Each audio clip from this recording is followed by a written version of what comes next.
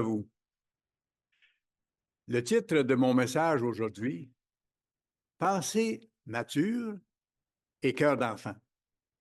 En fait, ce sont là les deux caractéristiques essentielles qu'on devra avoir pour être capable d'entrer dans le royaume de Dieu, comme je vais vous montrer dans le sermon d'aujourd'hui. C'est notre objectif à atteindre. Développer une pensée mature tout en gardant un cœur d'enfant. Maintenant, il y a deux passages bibliques qui traitent de ce sujet-là qui semblent se contredire. Mais comme on va le voir, ils ne se contredisent absolument pas. Au contraire, les deux vont ensemble, les deux constituent l'élément essentiel qu'il nous faut pour progresser spirituellement, pour rester alerte et éveillé jusqu'au bout. Vous allez voir. Reportez-vous pour commencer à 1 Corinthiens. Le premier livre de Corinthiens, on va aller au chapitre 13. 1 Corinthiens, chapitre 13. C'est l'apôtre Paul qui parle ici et il s'adresse à l'Église de Corinthe en parlant justement de cette question d'être un enfant, là.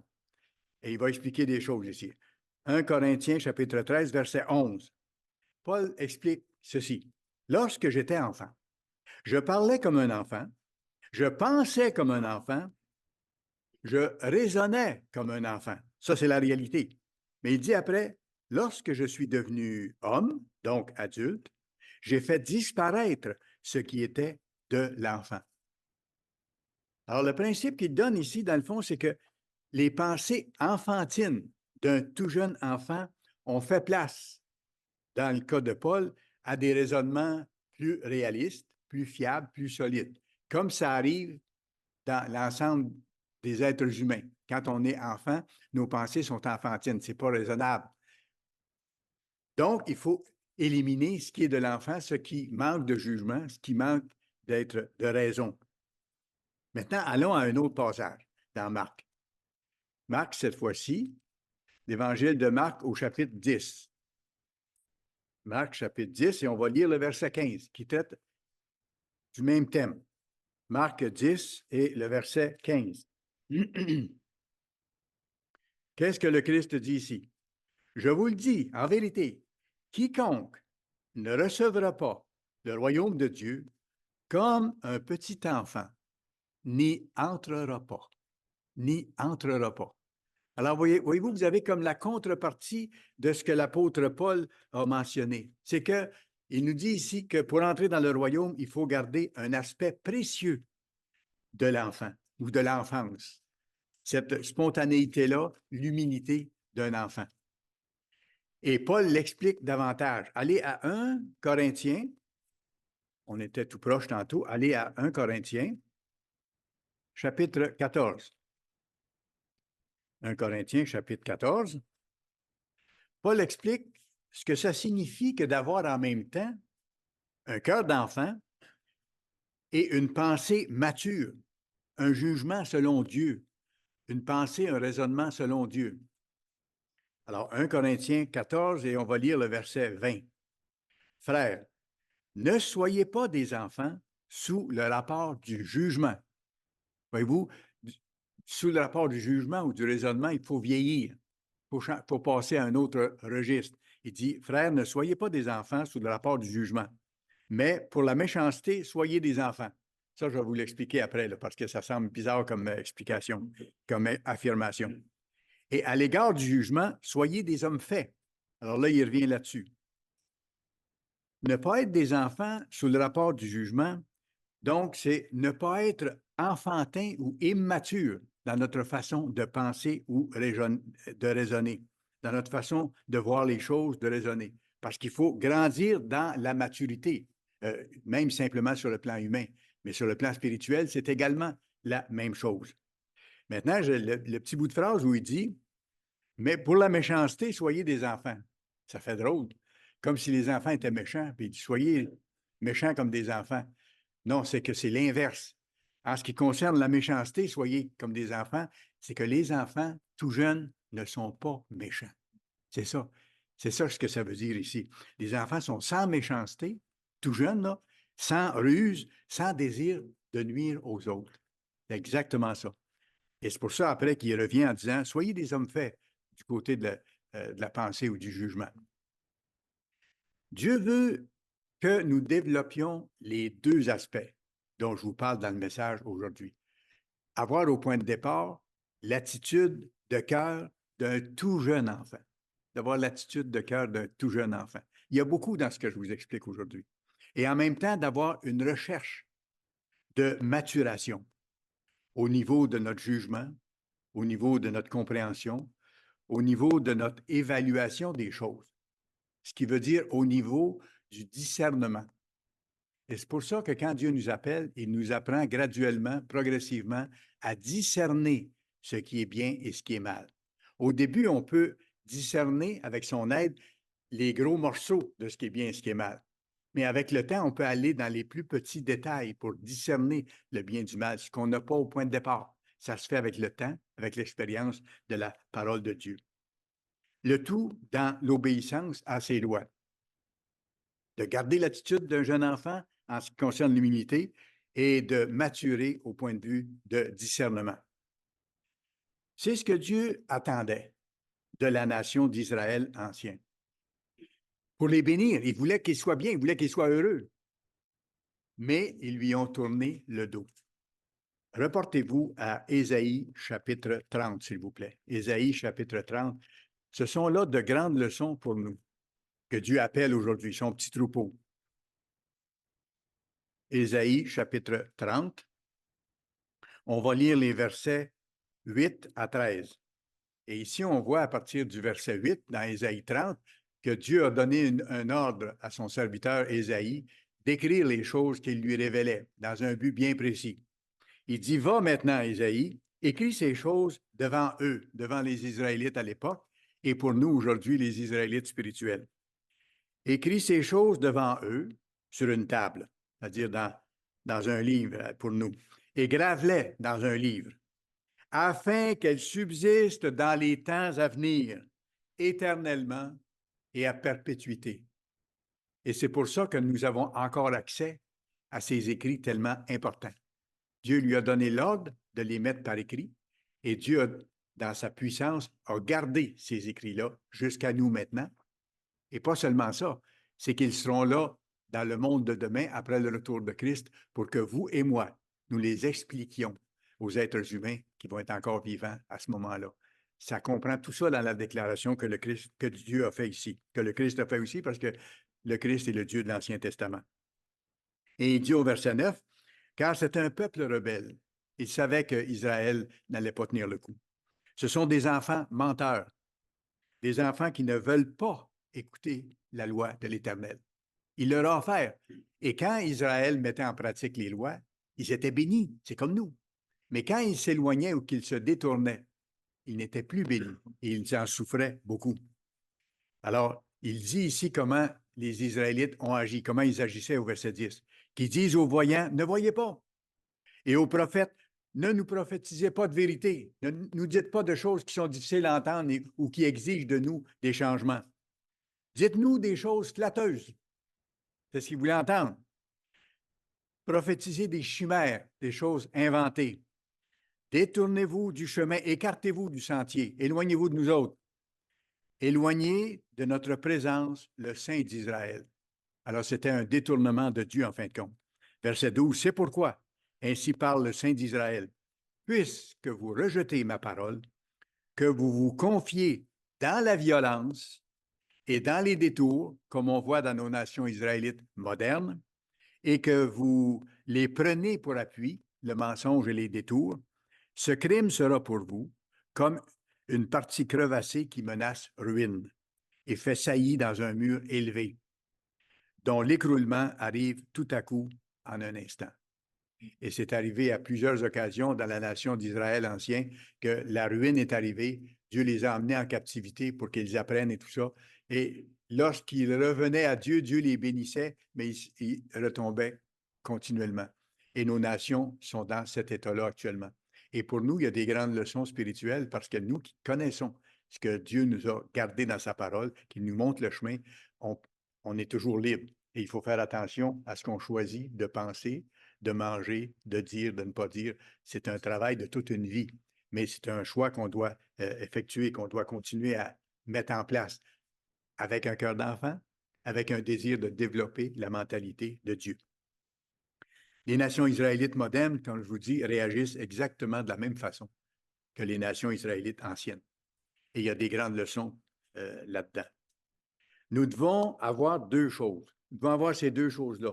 Garder le cœur d'enfant et développer le discernement mature, humain, mais nous, dans notre cas, le discernement spirituel en ce qui concerne la voie à suivre et à maintenir. Pour progresser spirituellement et pour être alerte et ferme, parce qu'il faut être alerte dans les circonstances où nous vivons actuellement, parce qu'il y a tellement de fausseté qui circulent et de pièges dans la société moderne qu'il faut être alerte, il faut être vigilant, il faut être proche de Dieu.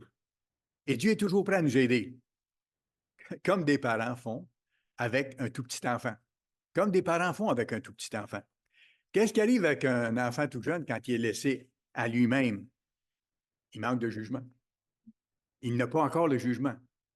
Et il peut faire des choses regrettables, des choses dangereuses, des choses dommageables.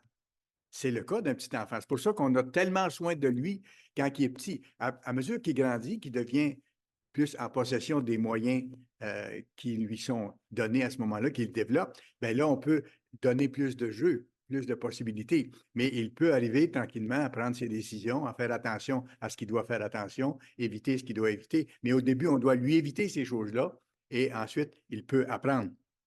Mais laissé à lui-même, au point de départ, il manque de jugement et il est en danger d'une certaine façon. Mais Dieu ne nous abandonne jamais. Et c'est pour ça qu'il nous enseigne.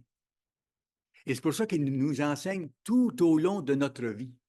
Et c'est pour ça qu'on doit être en contact avec lui, lire sa parole, l'approfondir, la reprendre régulièrement, les brochures, comme on mentionnait, le cours de Bible et tout ça, pour absorber la mentalité de Dieu. Parce que Dieu nous enseigne pour nous amener au bon but. Et lorsqu'on a besoin de comprendre quelque chose, parce que quand Dieu nous appelle, il travaille avec nous et il nous bénit quand on fait ce qu'il faut, ou il va nous permettre certaines difficultés pour qu'on apprenne davantage. Mais si on est en train de se détourner de lui, il peut nous châtier, comme il dit, parce que Dieu châtie ceux qu'il aime. Pourquoi? Parce qu'il veut qu'on arrive au but. Il veut qu'on soit heureux, qu'on ne manque pas notre salut éternel. Alors parfois, il doit nous corriger. Comment? Par sa parole. Parce qu'il nous dit quoi faire. Et il nous montre ce qui est arrivé à ceux qui se détournent. Et il nous montre comment sont bénis ceux qui veulent faire sa volonté, ou comment sont bénis ceux qui veulent faire sa volonté et qui ont des épreuves, mais qui peuvent passer à travers, justement, parce que Dieu les soutient dans ces épreuves-là, comme c'est le cas de plusieurs des membres de l'Église actuellement. Alors Dieu nous enseigne par sa parole, par son Église aussi. Dieu nous enseigne également par les circonstances qu'il nous permet d'expérimenter, par les situations ou les événements qu'il nous permet de vivre, que ce soit facile ou difficile. Lui se sert de toutes ces circonstances-là pour nous aider. Pourquoi il permet des circonstances difficiles ou des circonstances faciles? C'est pour attirer notre attention sur lui et nous orienter avec amour vers le but. Et quand c'est des circonstances difficiles, c'est dans le même esprit, par amour, pour qu'on arrive au but. Si nous acceptons ces enseignements,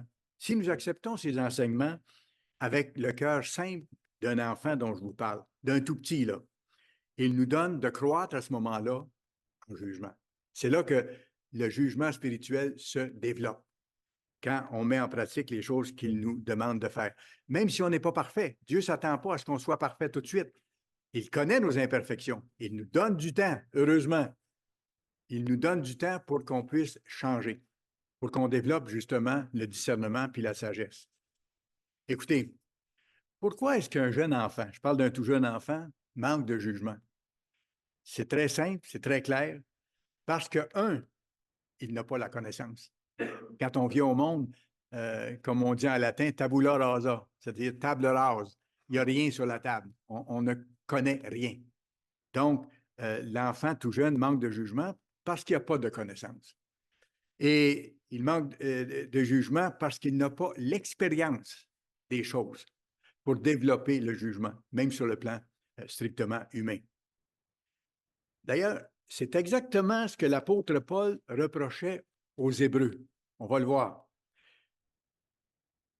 Les gens de l'Église, à ce moment-là, les Hébreux dont je vous parle, étaient dans l'Église depuis longtemps. C'était des membres de longue date. Reportez-vous à Hébreux chapitre 5, s'il vous plaît.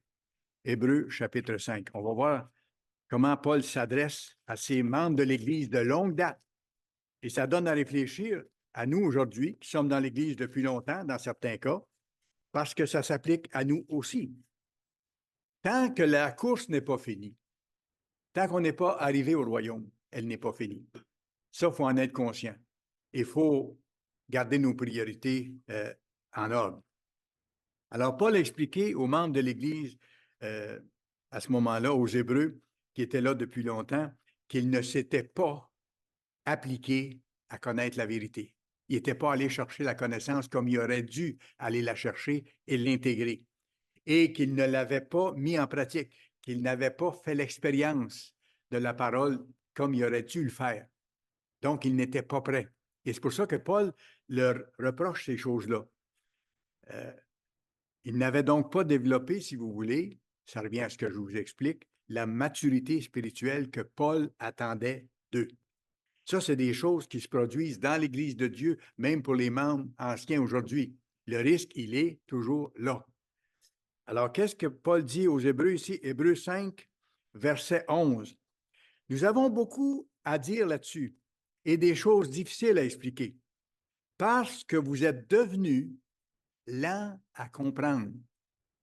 Voyez-vous, il s'adressait à des gens qui étaient dans l'Église depuis très longtemps. Et si ces gens-là étaient devenus lents à comprendre, c'est qu'ils avaient compris avant, mais avaient perdu de la compréhension. Pourquoi? Parce qu'ils ne s'étaient pas appliqués comme il faut à mettre en pratique les choses qu'ils avaient apprises. Il y a beaucoup dans le petit passage que je vous donne ici. Nous avons beaucoup à dire là-dessus et des choses difficiles à expliquer parce que vous êtes devenus lents à comprendre. Vous, membres de l'Église, qui êtes là depuis longtemps. Verset 12. Verset 12. Vous, en effet, qui depuis longtemps devriez être des maîtres, c'est-à-dire vous devriez être capable d'expliquer les choses de la Bible à quelqu'un qui vous demande, par exemple. Pas parce qu'on doit prêcher. Les gens ne doivent pas prêcher aux autres pour essayer de convertir les autres. Ça, c'est clair dans la Bible. Mais il dit, vous devriez être des maîtres. C'est-à-dire que vous devriez posséder la matière. Et c'est pour ça qu'on étudie la même Bible toute notre vie. Et c'est comme quand on arrive à des examens universitaires de dernière ligne, là, quand on achève, on révise la matière, on révise la matière, on révise la... C'est la même matière qu'on a appris au cours des années, mais on l'approfondit pour être capable de passer l'examen. C'est la même chose pour nous. Alors, il dit, vous, en effet, qui devriez depuis longtemps être des maîtres, vous devriez connaître votre matière et en vivre. Vous avez encore besoin qu'on vous enseigne les principes élémentaires, donc les choses de base, des oracles de Dieu, des paroles de Dieu. Vous en êtes venus à avoir besoin de lait et non de nourriture solide. Vous avez besoin de petits laits encore et vous n'êtes pas capable de prendre la nourriture solide. Autrement dit, il dit, vous devriez savoir ça depuis longtemps. Vous devriez l'avoir prouvé, l'avoir expérimenté, l'avoir pratiqué, mais vous ne l'avez pas fait, donc vous êtes devenu lent à comprendre. Et c'est un risque pour les membres de l'Église, même les plus anciens. Et je dirais que le risque est plus grand quand on est ancien parce qu'on dit, ça fait longtemps que j'ai lu les mêmes choses, je connais ça, je n'ai pas besoin de revoir, je n'ai pas besoin d'y repenser, je le sais. C'est ça le danger de devenir lent là, à comprendre. Versets 13 et 14. Or, quiconque est au lait n'a pas l'expérience de la parole de justice. Celui qui est encore à ses tout débuts, là, qui n'a presque pas de connaissance et qui n'a pas de pratique, il n'a pas l'expérience de la parole de Dieu. Il ne la pratique pas suffisamment. Car il est un enfant. Il est resté au stade initial, si vous voulez. Mais la nourriture solide est pour les hommes faits.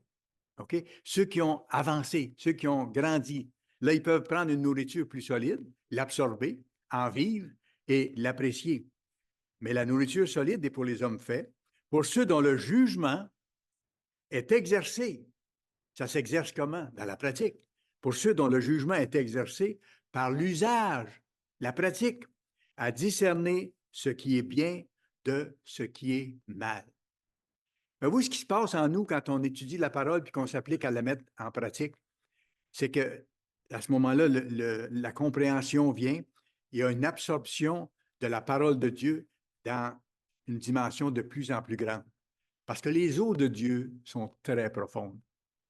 Je pense que de notre vivant, je sais, je ne peux pas juste penser, je sais que de notre vivant, on ne comprendra jamais toute la parole de Dieu dans sa dimension, dans sa profondeur. C'est ça. Mais si on fait ce qu'on a à faire, le bout de chemin qu'on va faire, Dieu va le bénir et on sera capable d'arriver à terme. Vous savez, le corps d'un bébé ne digère pas n'importe quoi. Il n'est pas capable de digérer la viande. Il n'est pas capable de digérer de la nourriture solide. Un bébé naissant, absolument pas. Il digère le lait, par exemple. Ça, il en a besoin parce que à ce niveau-là, c'est ça dont il a besoin. Comme nous, quand on arrive à l'Église, on commence avec les choses de base. C'est ça qu'on a besoin. On n'est pas capable d'absorber tout encore de nourriture solide. Ça va venir en cours de route et ça prend un certain temps. Puis, là, le petit bébé peut prendre de la nourriture plus consistante un peu. On va lui donner des choses quand même molles ou des choses semi-liquides. Alors, voyez-vous, il y a une progression là-dedans. Jusqu'à ce qu'il puisse manger une nourriture de plus en plus solide, là, pour grandir, puis aller chercher dans cette sorte de nourriture-là les éléments dont il a besoin pour le stade où il est rendu et pour les stades suivants. Tout ça, ça se tient. Et c'est exactement le même processus pour nous sur le plan spirituel. Et on va continuer ce processus-là jusqu'au retour de Christ, jusqu'au jour où lui va nous rendre parfaits. On ne sera pas parfait tant qu'on ne sera pas arrivé, mais on devrait être en démarche de continuer à se nourrir et à mettre en pratique. Garder nos bonnes priorités. Quand Dieu nous appelle, on apprend d'abord les choses de base. C'est ce que je viens de vous dire. On apprend d'abord les choses de base, les choses simples. Les 10 commandements, par exemple. C'est pas compliqué, c'est clair. Les 10 commandements, c'est très clair. C'est la base. C'est un peu comme quand on commence à aller à l'école. On apprend quoi pour commencer en termes de mathématiques, par exemple? On apprend les nombres de 0 à 9. On apprend ça. Ça, c'est la base. Puis parfois, ça prend un bout de temps parce que pour savoir comment faire notre tour, c'est difficile. Et puis pour savoir que c'est 4 qui vient ensuite, c'est une autre étape. Alors, voyez-vous, on commence par la base. C'est comme ça. Absolument. Spirituellement, plus on étudie et plus on met en pratique les enseignements du Christ, plus nous découvrons la dimension spirituelle, la dimension profonde, la dimension étendue, élaborée de sa parole. Plus on comprend la pensée du gouverneur de l'univers et de son Fils, et plus on comprend son plan. On n'a pas fini de le comprendre, même les plus vieux parmi nous ici. On va en découvrir encore. C'est pour ça qu'il faut rester éveillé, alerte et en recherche constante jusqu'à ce que ce soit terminé. Vous savez, il y a bien des choses qui ne sont pas mentionnées dans la Bible, mais qu'on apprend à discerner en mettant en pratique ce qu'on connaît déjà et en faisant nos études régulièrement. Par exemple, ce n'est pas mentionné dans la Bible de ne pas fumer. Alors, quelqu'un pourrait dire, écoutez, c'est pas mentionné dans la Bible qu'on ne peut pas fumer. C'est vrai, absolument, absolument vrai. Sauf que par déduction et par d'autres principes bibliques ailleurs, quand on fait l'étude, on voit qu'on ne doit pas fumer parce que notre corps est le temple du Saint-Esprit et qu'on ne doit pas détruire le temple du Saint-Esprit et qu'on ne doit pas rien mettre de mauvais dans notre corps qui vient à l'encontre de ça. Alors, voyez-vous, il y a tout un raisonnement qui se fait là. Au début, on ne sait pas. Et il y a des gens qui arrivent à l'Église et qui fument et qui ont à lutter contre ça quand ils découvrent, mais ils ne savent pas au point de départ. Et ce n'est pas en lisant les 10 commandements qu'ils le voient. Voyez-vous, c'est en étudiant, c'est en recevant les enseignements de l'Église, puis c'est en regardant ce que la Bible dit dans le soin qu'on doit prendre de notre corps. Vous savez, quand Christophe Colomb est arrivé en Amérique, quand il a découvert les Amériques en 1492, il ne connaissait pas le tabac. Parce qu'en Europe, les gens ne fumaient pas. C'est les Amérindiens, c'est les tribus indigènes qui utilisaient le tabac. Ça a été répandu par la suite. Et alors, il y a toutes ces choses-là qu'on doit comprendre avec le temps. Comme par exemple, de voir les deux côtés d'une situation ou d'une cause ou d'un conflit. On apprend ça dans la Bible graduellement. Ce n'est pas marqué dans les 10 commandements que quand on voit une cause qu'on a à décider, il faut voir les deux côtés de la question. Oui, ce sont des nuances qu'on découvre avec le temps à partir des lois de Dieu. Ça en fait partie, mais ce n'est pas tout spécifié dans la Bible. On apprend, on avance dans ce sens-là. Ce n'est pas marqué de ne pas manger de sel. Au contraire, la Bible dit « Soyez le sel de la terre ». Mais remplissez pas votre assiette comble de sel, parce qu'on sait que le sel est nocif pour la santé, il y a des conséquences négatives. Alors, encore là, c'est de détruire notre corps si on exagère du côté du sel ou du sucre. Voyez-vous, ce n'est pas des choses qui sont nécessairement mentionnées directement, mais qu'on apprend avec le temps à partir des lois de Dieu. Et ça fait partie des lois de Dieu, même si ce n'est pas spécifié clairement. Vous savez, Dieu a bâti la Bible pour qu'elle soit comprise. Dieu a bâti la Bible pour qu'elle soit comprise par ceux qui veulent lui obéir. Elle est bâtie pour être comprise par ceux qui veulent lui obéir et qui agissent dans ce sens-là. Absolument. Et elle est bâtie pour qu'elle ne soit pas comprise par ceux qui ne veulent pas obéir ou qui ne veulent pas prêter oreille à la Bible. Ils auront leur occasion plus tard. Dieu n'est pas injuste. Il appelle pour l'instant seulement un petit nombre de personnes qui auront, elles, la responsabilité d'annoncer l'Évangile au monde, dans le monde de demain, et d'aider les gens à ce moment-là. Et c'est pour ça qu'on ne doit pas essayer de convertir les gens maintenant, les membres d'Église. C'est le rôle de l'Église d'annoncer l'Évangile, mais ce n'est pas le rôle des membres. Ça, on comprend. Et ça, on ne comprend pas ça nécessairement en arrivant à l'Église, parce qu'on est porté en découvrant la splendeur de la vérité, d'en parler à tout le monde autour. Et c'est la plus grande erreur qu'on ne peut pas faire. Je l'ai faite moi-même, parce qu'on a à cœur que les autres voient les belles choses qu'on a trouvées. Mais Dieu dit, faites pas ça. C'est Dieu qui appelle, ce n'est pas nous. Alors, voyez-vous, c'est une chose qu'on apprend. En venant à l'Église, on pense bien faire en le faisant, mais après, on apprend que non, il ne faut pas le faire. Ce n'est pas dans la mentalité de Dieu. Ce n'est pas selon le plan de Dieu qui va appeler tout le monde, mais au moment où lui va choisir. Ce n'est pas moi qui peux convertir mon beau-frère ou mon père ou mon enfant. Absolument pas. Ce n'est pas du tout ça. Alors, voyez-vous, on apprend graduellement à partir des mêmes lois, mais on apprend en détail. On va plus loin. Mais Dieu a bâti la Bible pour qu'elle soit comprise par ceux qui veulent lui obéir, et ils la comprennent, puis ils lui obéissent, et pour qu'elle ne soit pas comprise par ceux qui ne veulent pas lui obéir. Regardez Proverbe 28. Proverbe 28 précise exactement ça. Proverbe chapitre 28 et le verset 5. Les hommes livrés au mal ne comprennent pas ce qui est juste. Toute petite phrase.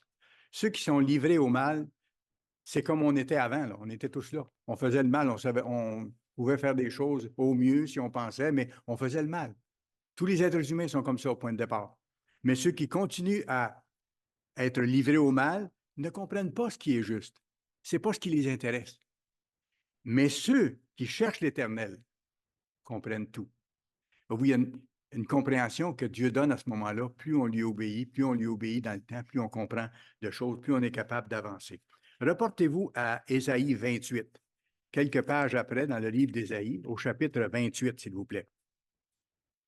Dieu explique comment sa Bible est écrite et comment elle peut être comprise par certains et pas comprise par d'autres. La même Bible, les mêmes mots, les mêmes versets. Ésaïe 28, le verset 9. À qui veut-on enseigner la sagesse? À qui veut-on donner des leçons? Est-ce à des enfants qui viennent d'être recevés, qui viennent de quitter la mamelle? Autrement dit, est-ce que c'est à des nourrissons, des bébés naissants qu'on peut faire comprendre la parole? Non. Parce qu'il faut aller plus loin, il faut comprendre des choses, il faut être rendu à une certaine étape. Et regardez après qu'est-ce qu'il dit. Alors, ce n'est pas pour les nourrissons, ce n'est pas pour les petits-enfants qui sont au lait, je reviens à ça. Ces petits-là vont devoir spirituellement aller étape par étape. Et lorsqu'ils seront assez développés pour comprendre, ils vont pouvoir aller ici et là dans la Bible et là comprendre des choses et mettre ensemble des principes qui sont expliqués. Regardez le verset 10 maintenant. Car, et là il dit comment ça se comprend, sa parole.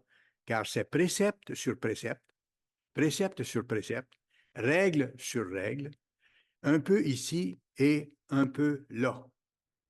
Alors, voyez-vous, ce n'est pas automatique. Ça veut dire que dans la Bible, c'est dispersé un peu partout, la vérité, et que ça demande de chercher.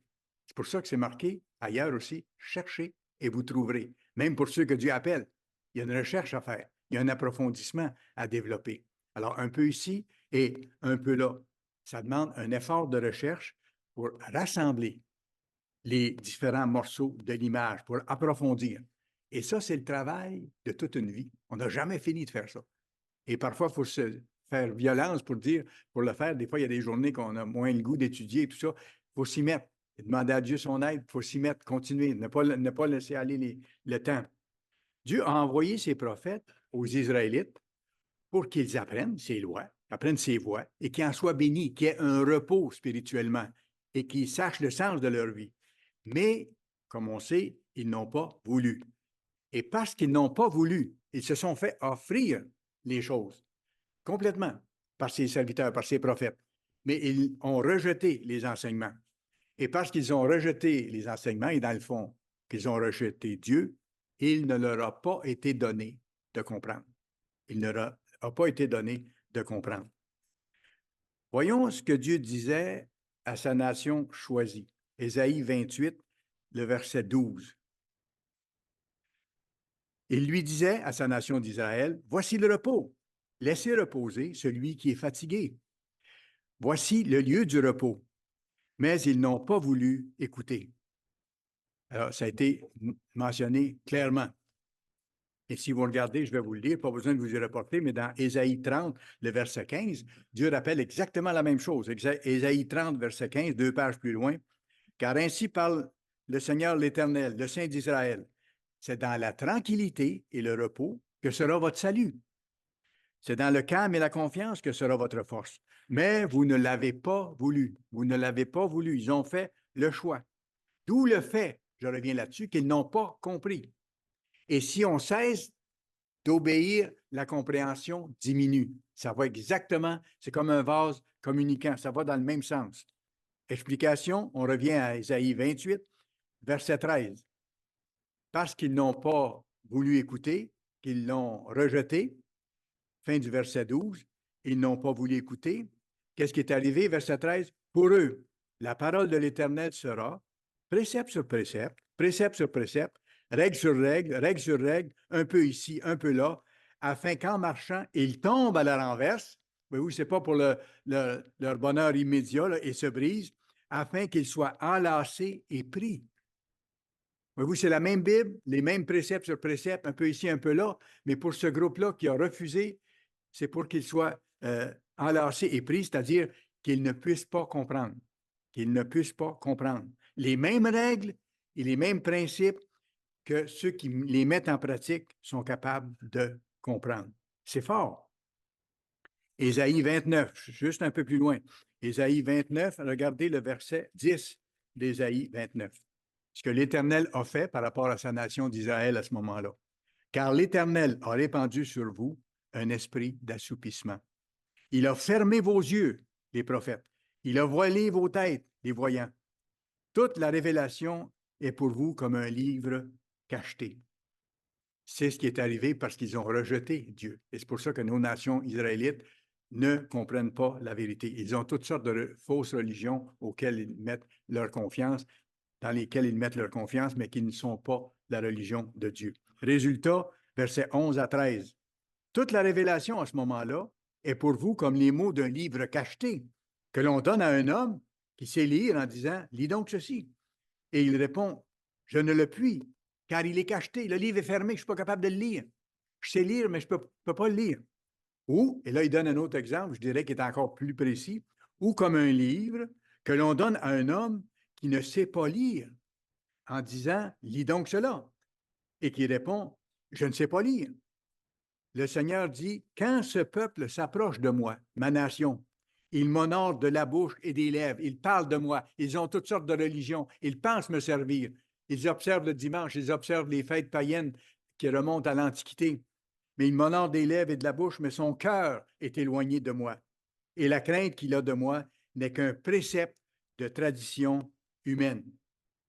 Voyez-vous, ça, c'est la conséquence du rejet de Dieu et de ses voies.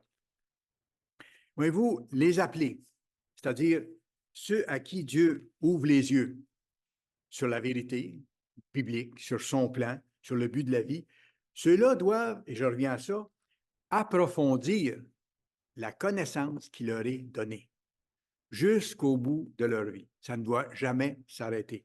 Approfondir la connaissance que Dieu nous donne, comment? En la mettant en pratique. En la mettant en pratique au mieux. On ne réussit pas tout d'un coup, mais en travaillant à la mettre en pratique graduellement. Et en gardant un cœur d'enfant, c'est-à-dire croire ce que Dieu dit, avoir l'humilité de reconnaître nos fautes, et quand on se trompe, demander pardon et continuer. Dieu s'attend à ce que ce soit comme ça, et Dieu nous aide même dans ce sens-là, parce qu'il sait de quoi on est fait. Il mentionne ça à différentes occasions. Voyez-vous, les 10 commandements et les règles qui s'y rattachent, ça, c'est la base de toute la Bible. La base de l'Ancien Testament et du Nouveau Testament. La Bible, là je précise, elle n'est pas écrite d'une façon chronologique. Il n'y a pas un ordre de temps. Et ces enseignements ne sont pas présentés dans l'ordre non plus. C'est mêlé. C'est pour ça qu'il dit, il faut chercher un peu ici, un peu là. C'est comme ça que les Écritures sont construites. Et ceux qui les mettent en pratique le comprennent, et ceux qui ne les mettent pas en pratique ne comprennent pas ce qu'ils lisent, ou qu'ils ne savent pas lire, ou qu'ils ne savent pas ce que veulent dire les mots, parce qu'ils n'ont pas reçu la compréhension. En plus de préciser clairement les 10 commandements, puis les règles correspondantes, l'Ancien Testament décrit en fait l'histoire de la nation choisie, comme on a vu un peu. Et ça décrit en même temps les conséquences qui venaient sur eux quand ils obéissaient. Ils étaient bénis, ça allait bien, ou quand ils s'éloignaient de Dieu, il y avait des conséquences négatives, ils en souffraient. Alors l'Ancien Testament nous décrit ça pour nous montrer à nous les choses qu'on doit connaître pour éviter ou pour faire.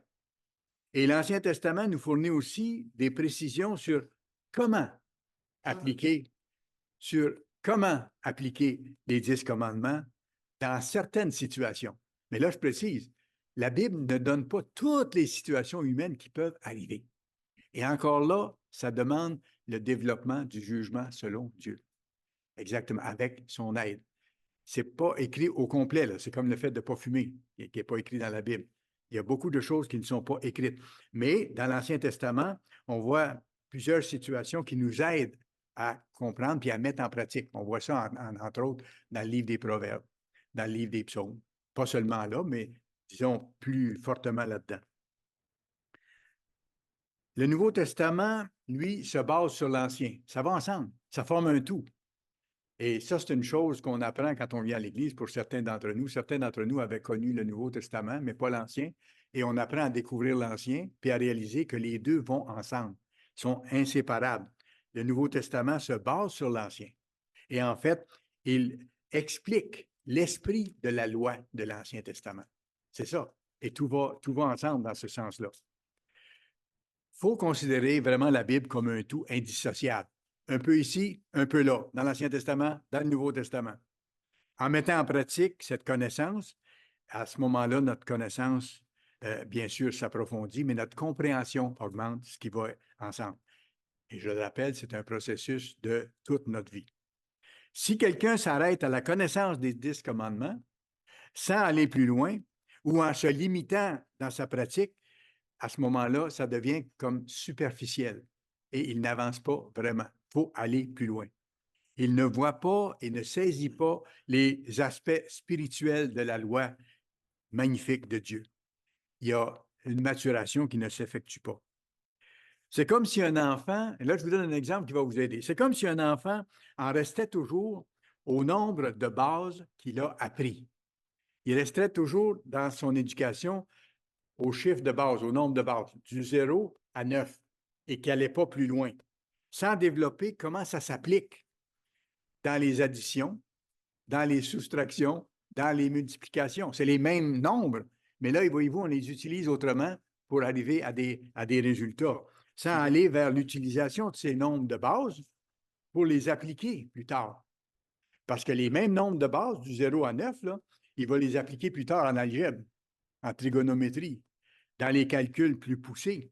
Il va les utiliser pour résoudre des problèmes de toutes sortes, même pour faire son budget. C'est les mêmes nombres, là, de 0 à 9. Exactement.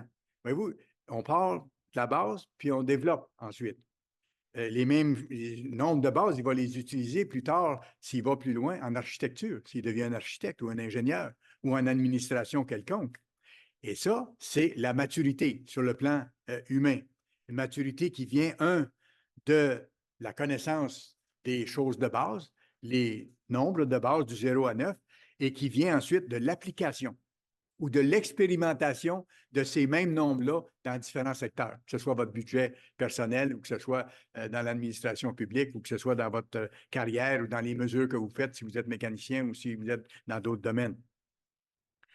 Quand on arrive à l'Église de Dieu, au début, notre compréhension, elle est limitée, superficielle. C'est normal. C'est normal. Il doit y avoir une croissance là-dedans. C'est pour ça que l'apôtre Pierre dit « croissez dans la grâce et dans la connaissance ». C'est que c'est jamais fini, ça. Et moi, je dis ça souvent dans mes sermons, c'est qu'on n'aura jamais fini de connaître Dieu non plus. Dieu est infini. Ça, c'est fascinant parce qu'on commence à le connaître maintenant dans la chair humaine. Quand on sera dans le monde de demain, on va le connaître avec plus de possibilités, mais Dieu est tellement grand et il a vécu éternellement. J'ai l'impression qu'on n'aura jamais fini de découvrir certains aspects de sa personnalité. Et ça, c'est fascinant. Mais c'est pour vous démontrer qu'on commence tout petit. On commence au petit lait et on est orienté vers quelque chose de fantastique qui s'en vient. On découvre actuellement des qualités de Dieu puis de ses capacités, puis ça nous fait rêver, mais c'est rien à côté de ce qu'on découvrira réellement ensuite dans le temps qui vient. Alors, l'Église nous guide pour nous enseigner puis nous aider dans le cheminement de compréhension. On voit ça dans Éphésiens chapitre 4. Éphésiens chapitre 4. Dieu a établi une Église, Dieu a une Église sur la face de la terre. Et comme M. Matt expliquait dans la sermonnette, ce n'est pas les églises qui se disent chrétiennes qui sont chrétiennes. Pour être chrétien, il faut vivre selon ce que le Christ nous dit et mettre en pratique ce qu'il nous demande de faire. C'est pour ça que le Christ disait aux gens autour de lui, « Pourquoi vous m'appelez Seigneur, puis vous ne faites pas ce que je vous dis? » Alors, vous n'êtes pas chrétien si vous ne faites pas ce que je vous dis. Si vous observez encore les fêtes du monde, si vous n'observez pas les fêtes de Dieu, si vous n'observez pas le sabbat, et ainsi de suite. Alors, voyez-vous, tout ça se tient. Dieu a mis une église pour enseigner, pour diriger, pour aider les gens à faire le chemin. Éphésiens 4, voyez ici, Éphésiens 4, verset 11, ce que Paul dit à propos du Christ. Il dit, « Et il, le Christ, a donné les uns comme apôtres, les autres comme prophètes, les autres comme évangélistes, les autres comme pasteurs et docteurs. » Ça, c'est la structure de l'Église, qui est comme ça depuis le début, là. C'est que Dieu a établi dans son Église des gens pour enseigner ceux que Dieu appelle. OK? Alors, ça, c'est une structure qui ne change pas.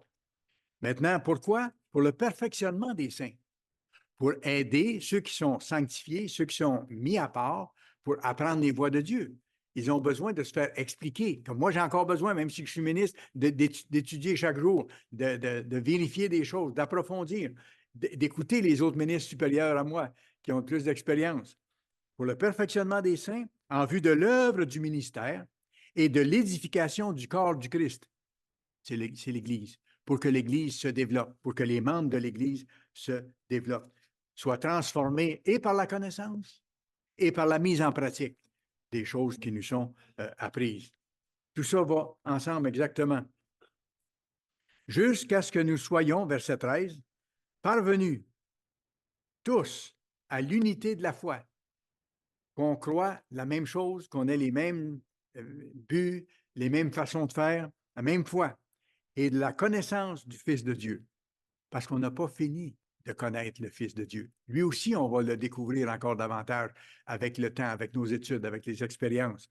La connaissance du Fils de Dieu à l'état d'homme fait. Voici la maturité. L'état d'homme fait, un jour, on sera mature parfaitement, spirituellement, quand Dieu va nous rendre parfaits le jour de son retour. Mais d'ici là, il faudra être en train de développer cette maturité-là. Jusqu'à ce que nous soyons tous parvenus à l'unité de la foi et de la connaissance du Fils de Dieu, à l'état d'homme fait, à la mesure de la stature parfaite de Christ. Et ça, c'est fantastique. C'est qu'il va nous donner d'avoir la même stature parfaite, la même perfection que le Christ. On sera pareil comme notre grand frère. C'est lui qui a tracé la voie de la famille. Et on sera comme lui à ce moment-là. On sera rendu comme lui si on est encore en train d'aller dans cette direction-là quand le Christ va revenir. Ça, c'est le plan de Dieu. Et c'est le plan de Dieu qui est tellement encourageant. Voyez-vous, avec l'aide de Dieu et en gardant un cœur d'enfant, un cœur humble, c'est-à-dire enseignable, qui est prêt à changer, qui est disposé à obéir, qui est disposé à lutter pour abandonner les choses qui sont contraires aux voies de Dieu, nous devons continuer d'étudier la parole et de l'appliquer régulièrement. Régulièrement. Il n'y a pas d'autre chemin pour arriver au salut. Connaître la voie de Dieu et en vivre. C'est ça. Absolument. C'est le seul chemin. Et si on fait ça, et je dirais, si on continue à faire ça, parce que je sais que les membres d'Église, pour la plupart, ont à cœur de le faire, même s'ils ne sont pas parfaits, on est rendu à des étapes différentes les uns les autres, mais on va vers le même but et un jour, on aura la même foi, la même maturité parce qu'on aura fait les efforts qu'il faut d'ici là, selon nos conditions, selon nos situations personnelles.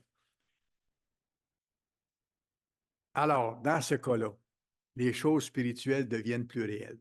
Plus on fait ça, plus Dieu devient vrai, plus Dieu devient réel et plus ce qu'il nous demande de faire est vrai et important pour nous. Et plus nous sommes fortifiés vers le salut, parce que c'est notre nourriture spirituelle.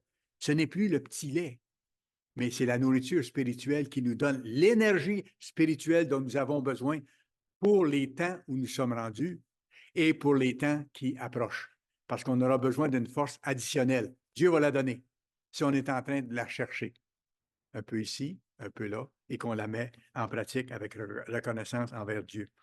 Voyez ce que l'apôtre Pierre dit à ce sujet-là, dans 1 Pierre chapitre 2.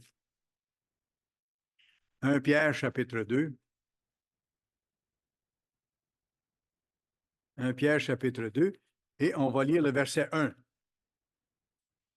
Rejetant donc toute méchanceté et toute ruse, la dissimulation, l'envie et toute médisance, il faut rejeter ces choses-là. Donc, ça veut dire quoi, ça? Ça veut dire rejeter ce qui est de méchant dans la nature humaine que nous avons tous. L'enfant n'a pas ça, on a vu tantôt. Le nourrisson n'a pas de ruse, n'a pas de malignité, il n'y a pas de dissimulation, il n'y a pas d'envie, il n'y a pas de méchanceté. Mais il dit, quand on est adulte, on a développé ces choses-là en tant qu'être humain, tout le monde, mais il dit, il faut se débarrasser de ces choses-là.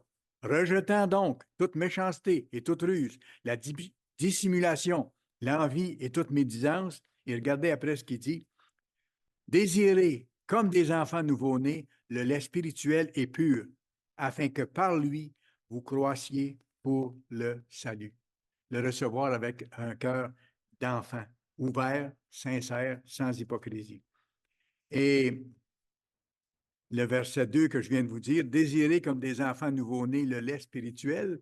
Je vais vous donner un petit exemple par rapport aux enfants. Vous avez sans doute tous vu ça. Un petit enfant, il a besoin de lait. Et il en a besoin.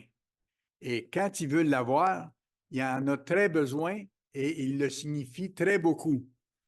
Parce que parfois, il va aller même à faire des crises parce qu'il n'a pas eu son lait, tant qu'il n'a pas eu son lait. Et si vous vous rappelez, ceux qui ont eu des enfants, tant qu'il n'a pas eu la dernière gorgée, c'est comme s'il n'y en avait pas eu. La dernière, là, ça fait la différence entre être satisfait et pas. Alors, voyez-vous qu'un jeune enfant désire de tout son cœur puis de tout son être avoir le lait dont il a besoin. Et ici, c'est un peu ce à quoi l'apôtre Pierre fait référence, que nous, on doit appliquer ce principe-là dans nos vies. Il faut désirer le lait spirituel par-dessus tout, puis avec zèle. Le petit bébé, dans ce temps-là, il devient nerveux, il s'agite, il gesticule, il pleure, puis il en demande. Alors, c'est un exemple qui nous montre qu'on doit, nous autres, tenir aussi à ce que Dieu nous donne pour qu'on arrive au but. Avoir un désir puis un zèle ardent spirituellement. Pour connaître les voies de Dieu, puis les mettre en pratique. Toujours les deux. Connaître les voies de Dieu, les mettre en pratique. Le désirer par-dessus tout. Et c'est intéressant quand on approche du baptême, c'est qu'on le réalise de plus en plus, puis on le veut tellement, ça. Et ça, il faut garder cette fraîcheur-là. Il faut la renouveler si jamais elle a tendance à nous quitter. Le Christ précise clairement ce principe-là dans Matthieu chapitre 11. Matthieu chapitre 11.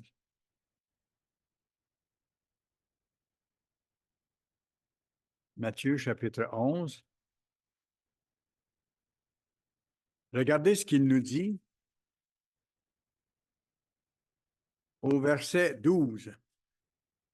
Depuis le temps de Jean-Baptiste jusqu'à présent, le royaume des cieux, le royaume des cieux est forcé et ce sont les violents qui s'en emparent. C'est gros là, comme déclaration. Il dit, ce sont les violents qui s'en emparent. Et quand vous regardez le sens du mot grec pour violent, ça veut dire ceux qui sont forts, ceux qui sont déterminés, ceux qui utilisent toute leur énergie, toute leur force pour aller vers le royaume. Comme le petit enfant qui veut avoir sa nourriture, son lait spirituel. Là. Et il dit, ce sont les violents qui vont s'emparer du royaume, qui vont y entrer, c'est-à-dire ceux qui vont mettre tout leur cœur pour y arriver, en faisant les choses qu'il faut, en ne se décourageant pas, parce qu'il y aura des hauts, il y aura des bas, il y aura des temps difficiles, mais en comptant toujours sur Dieu qui, lui, nous assure qu'il va nous amener à terme si nous tenons solidement et si nous mettons notre confiance en lui. Quand vous regardez autour de vous, plus le monde se développe en ce moment, puis il se développe vite à plusieurs égards, plus le monde se développe en savoir, puis en technologie impressionnante, moins le monde croit aux choses simples et moins le monde croit aux choses vraies. Et c'est pour ça qu'on est entré, surtout avec l'intelligence artificielle, dans un monde de confusion, dans un monde de demi-vérité, dans un monde de mensonges. Et nous, on a besoin d'être proche de Dieu pour rester ancré sur la vérité. C'est là qu'on doit chercher, pas ailleurs, dans ce que l'Église nous montre, dans ce que la Bible nous dit. À nous, Dieu montre qu'il est essentiel de continuer de développer et d'intérioriser la pensée du Christ, penser comme lui, puis agir comme lui. Et des fois, on doit se demander, dans telle circonstance où on ne sait pas quoi faire, de dire qu'est-ce que le Christ ferait à ma place s'il était avec moi, là, ou s'il était dans ma position. Qu'est-ce qu'il déciderait? Qu'est-ce qu'il ferait? Et parfois, ça nous aide. Alors, il faut développer la mentalité de Christ tout en gardant, comme j'ai mentionné, l'humilité, la simplicité d'un cœur d'enfant. Ces deux éléments ne sont pas contradictoires, comme je mentionnais au début de mon sermon. Ils nous gardent spirituellement éveillés et nous assurent vraiment de développer le précieux caractère de Dieu pour entrer bientôt dans la famille divine éternelle.